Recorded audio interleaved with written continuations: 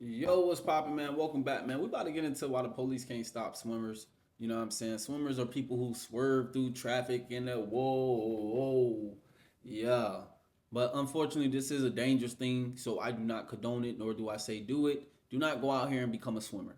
Okay, this is a very dangerous thing to do. You're at like 80 miles per hour going fast.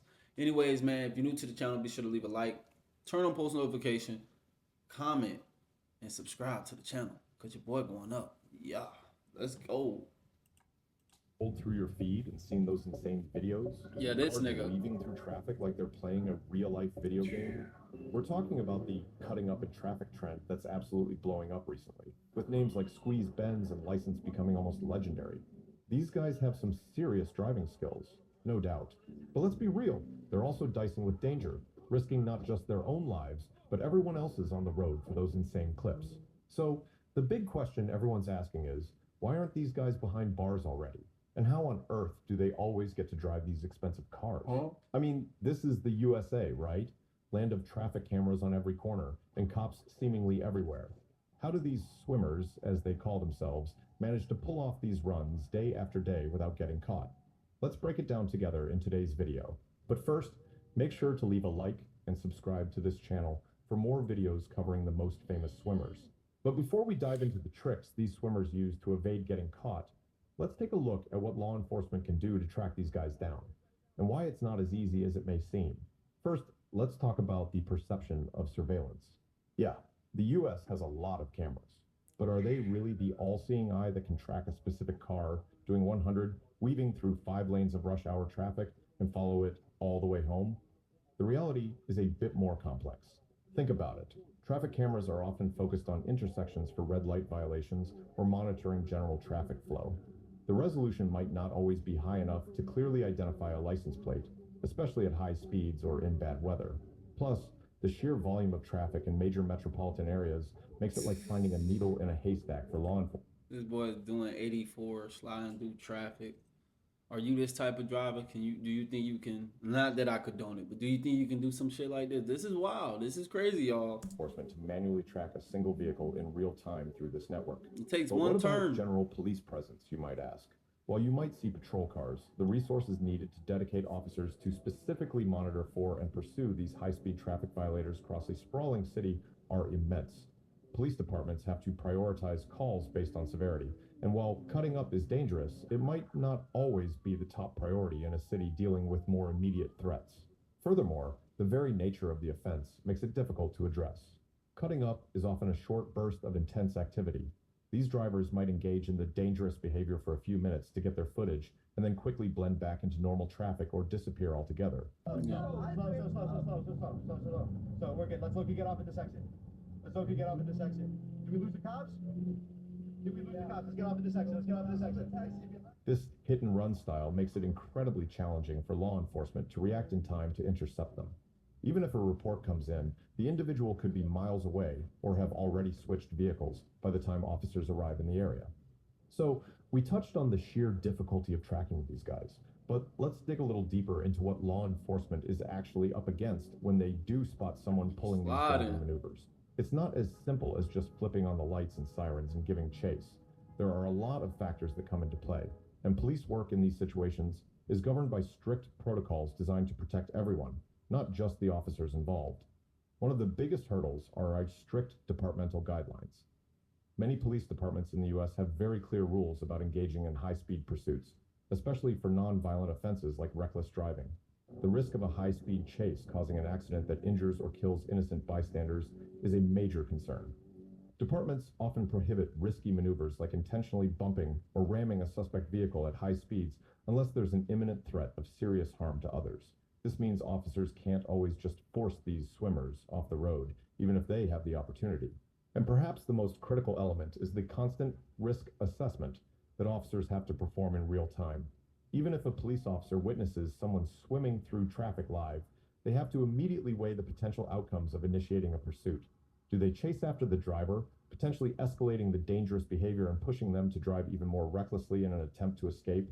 Or do they decide to hold back, allowing the suspect to get away in that moment, but potentially preventing a high-speed collision that could kill someone. That's true. It's a split-second decision with life or death stakes, and officers are trained to prioritize public safety above all else. Sometimes the safest option is to not pursue. Now, let's get back into the minds of these swimmers and look at some of the specific tactics they use to stay ahead of the game. Because it's not just about driving fast, it's about knowing the urban landscape and utilizing technology to their advantage. And most importantly, the art of vanishing. One key aspect is their route knowledge. These drivers often operate in specific areas they know intimately.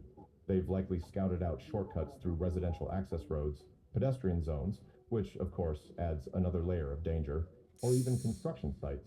This allows them to quickly disappear from main roads and potentially lose any pursuing officers who aren't familiar with these alternative routes. It's almost like they've rehearsed their escape routes, knowing exactly where to turn and where the dead ends are. Beyond just knowing the roads, they also leverage technical aids.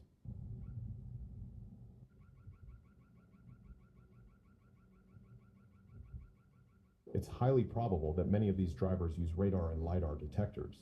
These devices can warn them in advance when law enforcement is using speed measuring equipment, giving them precious seconds to potentially slow down or alter their behavior before being clocked, or alternatively, speed off anyway.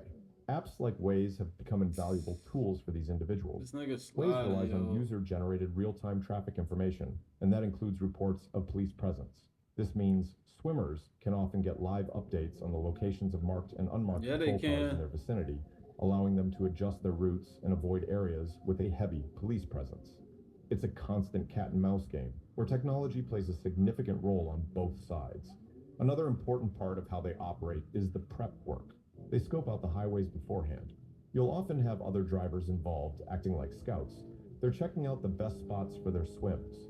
They look for stretches of road with seriously heavy traffic, so the video looks wild, with tons of lanes to weave through. And of course, they're also checking out where there might be fewer cops around or where it's easy to make a quick getaway. There's also other preparations, like always wearing masks, helmets, or suits to make it hard for cameras to identify them. And let's not forget the immediate aftermath, the actual vanishing act. Because once the swim session is over and the cameras have stopped recording, what happens next? It's highly probable they have pre-planned staging areas or even safe houses where they can quickly switch vehicles. Imagine pulling into a discreet garage or a less trafficked side street and hopping into a completely different car, instantly changing their profile. They might also have a change of clothes or even alter their appearance quickly to further throw off any potential witnesses or lingering law enforcement. This focus on the immediate escape and blending back into the urban fabric is crucial to their continued evasion. So, when you piece it all together, it becomes clear why catching these swimmers is such a monumental task for law enforcement. The combination of limited real-time surveillance capabilities, strict pursuit guidelines, the sheer volume of traffic, and the deliberate efforts of these drivers to remain anonymous and strategically plan their stunts creates a perfect storm of elusiveness. For the foreseeable future, it's likely this trend will continue, simply because the logistical hurdles for police to consistently stop it are so significant. However, it's important to remember that there's always an element of chance involved. Despite all their precautions, these individuals are still breaking the law in a very public way, and eventually, someone might just get unlucky. Take the case of the well-known swimmer, 𝐂𝐨𝐩𝐲𝐫𝐢𝐠𝐡𝐭. While he managed to evade authorities for a significant period, he was eventually apprehended. Interestingly, his arrest wasn't the result of a dramatic high-speed chase.